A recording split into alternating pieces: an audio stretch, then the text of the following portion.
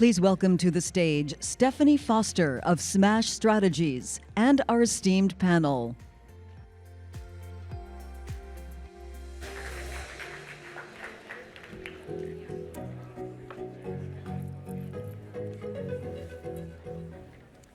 Well, good afternoon to all of you. Thank you for coming to this panel today. I think you're going to be very happy that you did. We have three tremendous speakers who have amazing experience and really are going to be able to give us a really good sense of what we all know, that athletics and sport are tremendously important in general, but for women especially and girls, they are really something that can help drive confidence, self-esteem, all of the skills that are important for engagement in the world, for being successful businesswomen, successful politicians, successful government officials, successful philanthropists. So this is an area where we see so much critically important skill building, and we really want to be able to tell that story. It's important, obviously, to the individuals. It's also important to their families, their communities, and really to the greater good. It helps us reach our development goals, the SDGs, all of the things that we care about and are here to talk about today and this week here in New York and everywhere. So I am going to start with Ibtihaj Muhammad, who is in the middle here. She is an Olympic medalist in fencing. She is a New York Times bestselling author, and she is an speaker. And I want to start with you telling your story, really, and helping us understand how you got engaged in athletics and sport, how you decided that was something you wanted to do, and what you've taken from that, and how you've seen it kind of propel you forward. And so I'd love to hear you tell us all about that. Well, hello, everyone. I'm actually from New Jersey, so just a stone's throw away from where we are now. I've always been involved in sport from a really young age. In our family, we didn't really have a choice in our involvement in sport. It was more so of like which sport you would play. But at 12 years old, my mom and I were driving past a local high school in my town in Maplewood, New Jersey, and we saw athletes who were fully covered. They happened to be fighting with swords and what we thought were helmets. And my mom said, I don't know what that is, but when you get to high school, I want you to try it. And that was really my introduction to the sport of fencing. It was uniquely accommodating to my religious beliefs.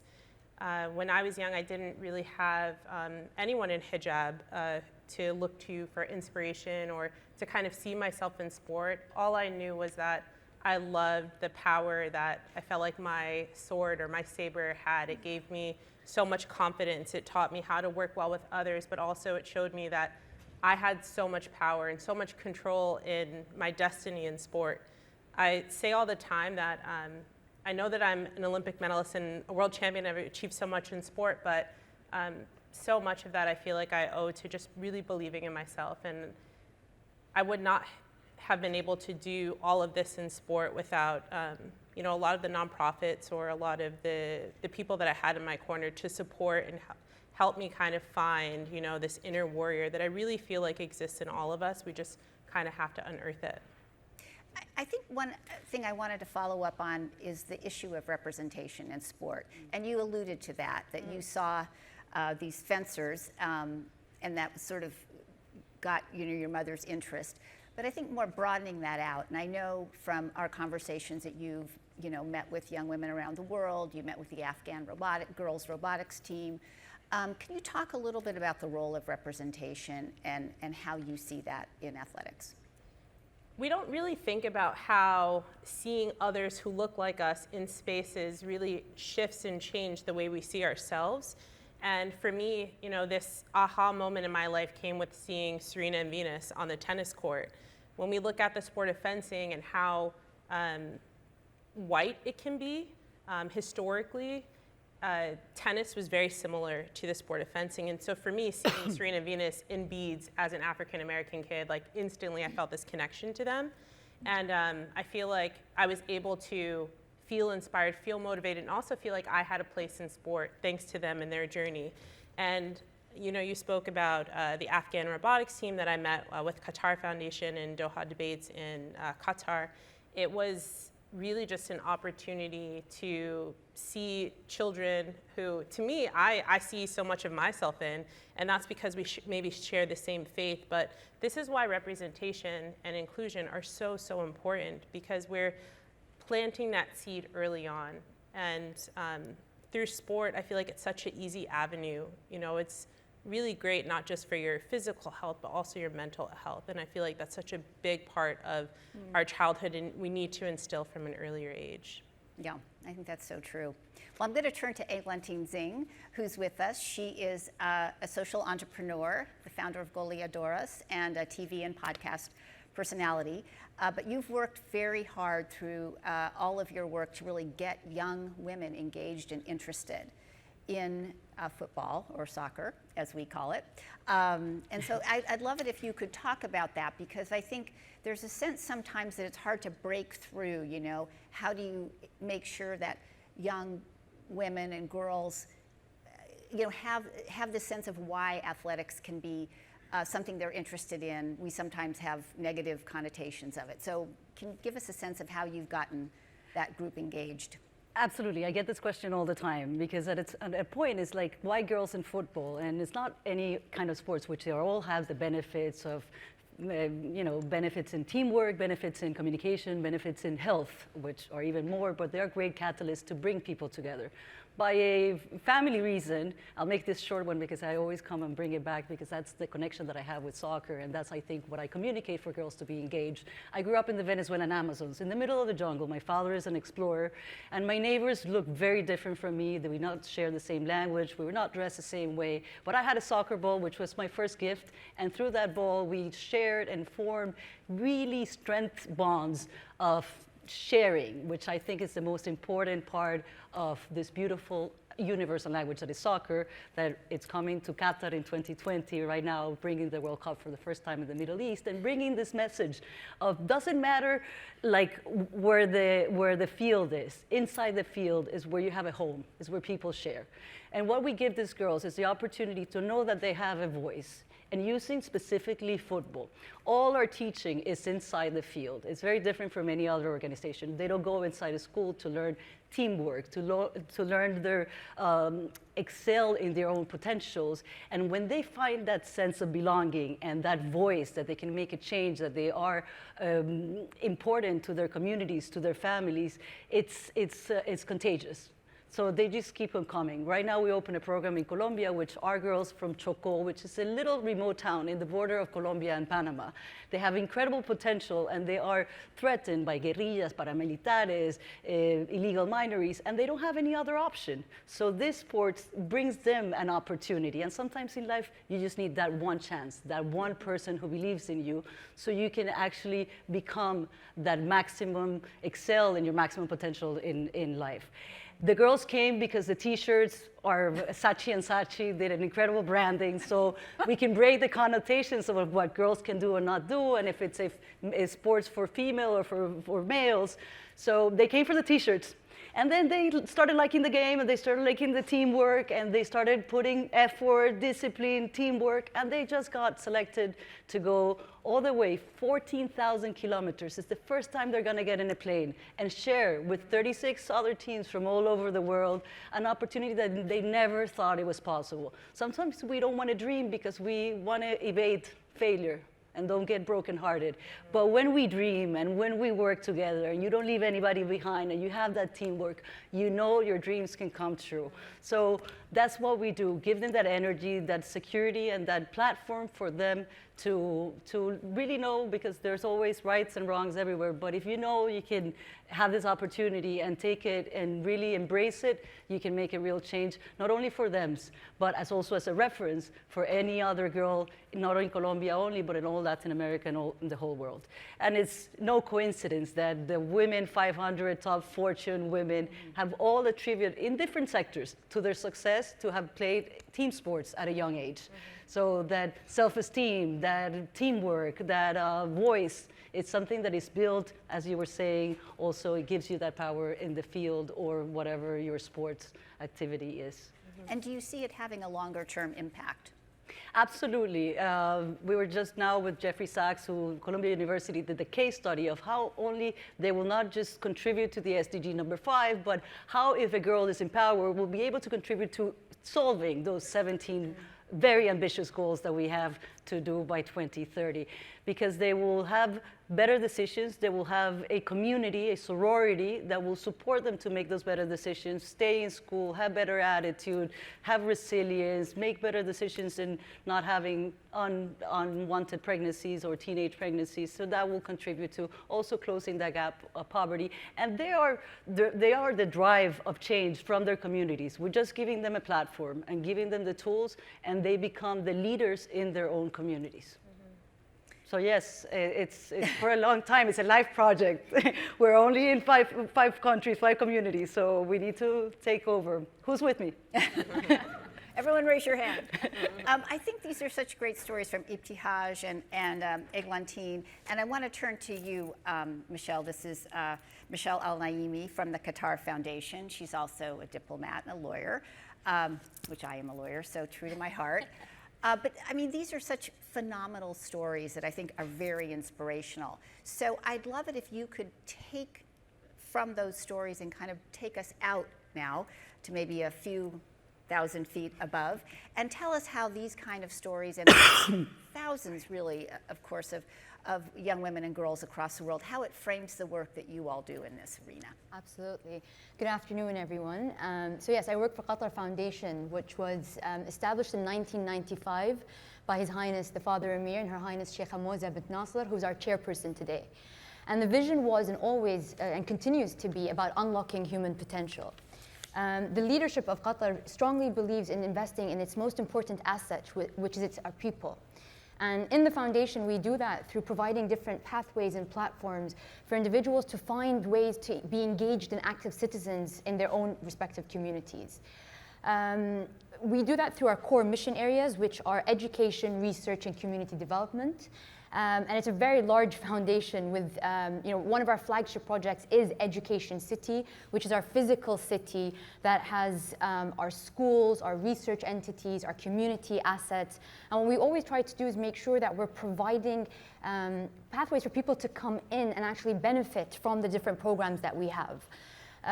So you mentioned, my colleague just mentioned here about the SDGs, and we contribute directly and indirectly to a lot of the SDGs, mainly SDG 3 when we're talking about, SDG 3, SDG 5 when we're talking about gender equality. There's a lot that we do, and I'll just maybe detour before I get into sports, but when we talk about gender equality, in our city we have 9 higher education institutes, 6 of which are American. And what we have found over the last 27 years, and we're kind of reaping the fruits of that benefit today, so we have around 12,000 students across our educational cohort, and 67% of those, the student body is female. And that is in typically male-dominated fields like College of Medicine, engineering, and we're seeing that anomaly taking place right now in Qatar, and that is because of the concerted effort that we have done over the last years, kind of going out and reaching out to females, making them feel like they have a place. And we're doing the same thing across sports today. So in Qatar Foundation in our city, we're lucky to have one of the 8 World Cup stadiums situated right in the heart of our city. And in the lead up to the World Cup, when we won the rights to host it, we saw a sharp increase in sports participation, but particularly female participation in sports. And we have tried to kind of offer the different programs in our city to make sure that we're doing it at different levels. So whether it is, grassroots community levels, but also concerted curriculum development in our schools so that we're scouting to make sure that the pipeline is ready for the athletes. But also the most important thing, and this is where I think we're very blessed, we've had role models like Ibtihaj coming into Qatar to talk to the females. You mentioned representation, and I think that is very, very important for us as we're embarking on this journey of women in sports and encouraging to feel part of it. Women need to see themselves in role models. We need to have more role models out there. And one of the things, again, we're looking to, I hope we're able to achieve, inshallah, in our stadium, is for it to be the women's hub for sports in Qatar. And we want to have, we want it to be a holistic approach, because again, our value proposition as the foundation, being education, community, and research, is we're able to look at things holistically. And so we want to take that ethos into our stadium and have, nutrition, have physiotherapy, have counseling, the whole kind of ecosystem. And we're looking at what sports that will be that should kind of, we were able to, attract the athletes to come in, but also, as I mentioned, the grassroots level. And in the last few years, we've worked with different counterparts and partners to help us achieve that goal. So we worked with Generation Amazing, which is one of the social legacy programs of the World Cup, in making sure that we're giving access to girls and boys, but particularly girls, to use football for school and football social, sports development tools through football, to give them that access through education. So it's, we're really excited about what the next few years has in hold for women and girls. Yes. Well, I think your enthusiasm, the three of you, is contagious. And unfortunately, we are, this is the problem with great speakers and a short panel.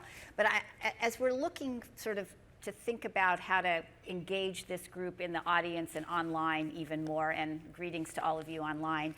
I'm going to start with you, Machaille, and then just kind of go down the road. What is your call to action? What do you want this group and the group that's watching online and the group that will watch this later to do? How can they be engaged? How can they move this forward? How can they be part of this movement? That's a big, big question. I think there's a lot. In a minute. Yes, I'll try to be concise. I think the most important thing we can do is to really have our pulse to the ground and actually hear from the women themselves, understand and identify what the challenges are that they're facing.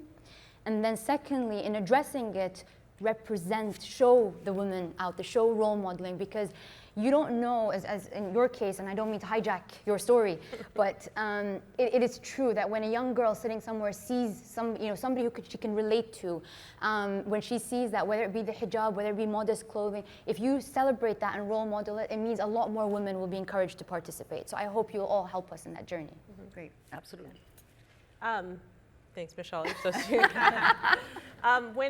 When people think about professional athletes, whether it be Olympians or someone on the basketball court, football field, whatever it is, they don't think about the backstory. You think about maybe the medal or this Super Bowl, whatever it is, but you don't think about how these athletes got to that point.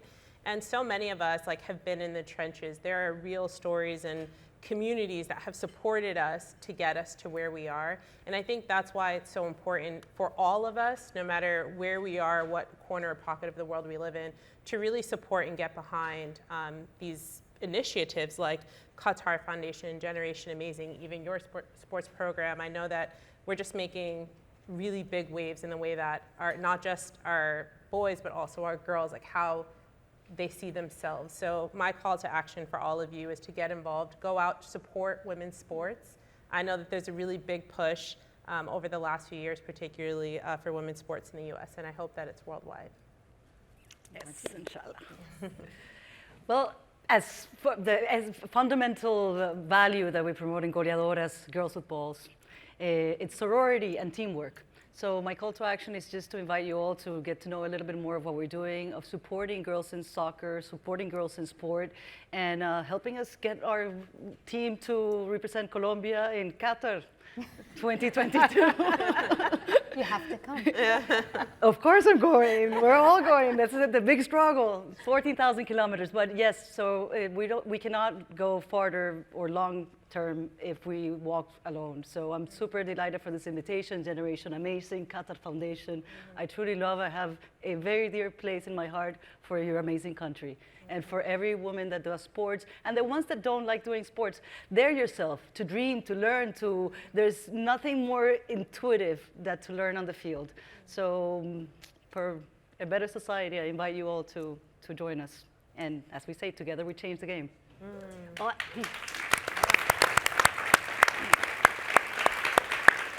Shukran. Well, with that, I hope you'll thank all the panelists for really not just their fundamental enthusiasm for the topic, but really the hard work that they've all done individually and organizationally to move this forward. Because as we started the conversation by saying, participating in sports for women in particular builds self-esteem, it really builds confidence, teamwork, and it helps drive really positive, sort of positive outcomes for everyone. And so this is a very important place to raise women's voices, as we have in the title, to shape the future and to ensure that everybody has equitable access to every part of our society. So thank you all for coming, and thank you to the panelists. Yeah, thank you.